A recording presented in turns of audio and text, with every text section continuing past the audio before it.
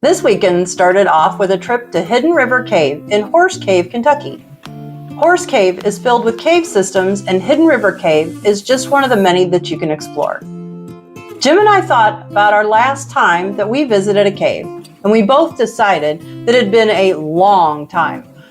So what better way to spend a very hot day in June than to check out a cave that is about 60 degrees all year round. This journey kind of gave us a run for our money. There were a lot of stairs, both up and down, and then the reverse on the way back. But the natural wonder of everything was so beautiful. The first big stop was just inside the entrance. Our tour guide, Corey, expressed a lot of the cave's history and how it related to the town itself. She also pointed out the highest level the floodwaters reached inside the cave, which was just a few years ago.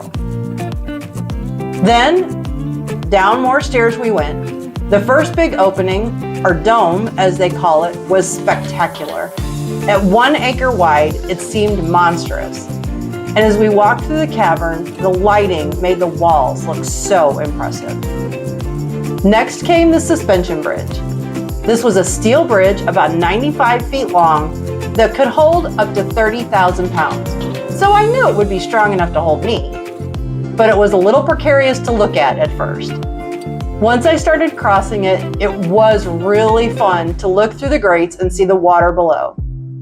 It got a little bouncy near the end, so I did have to look back up so that I wouldn't get dizzy, or dizzier than I normally am.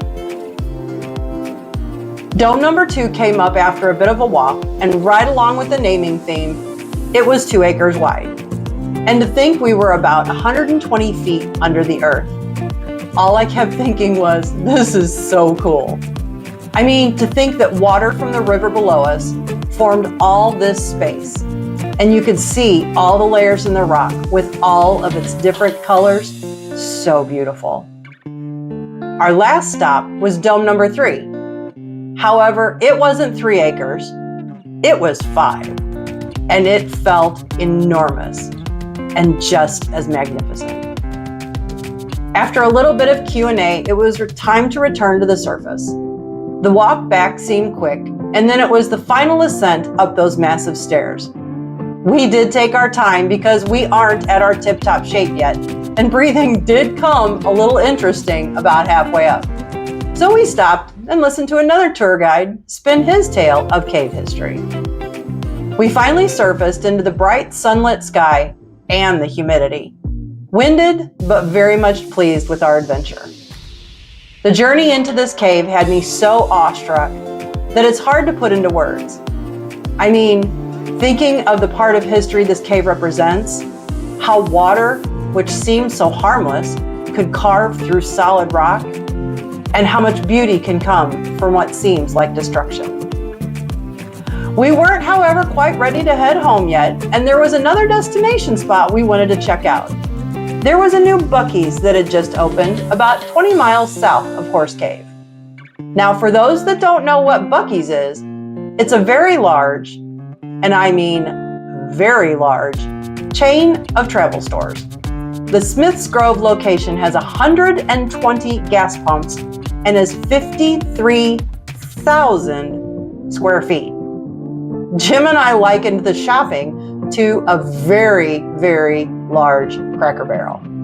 There were so many people, so much merchandise, and so much food.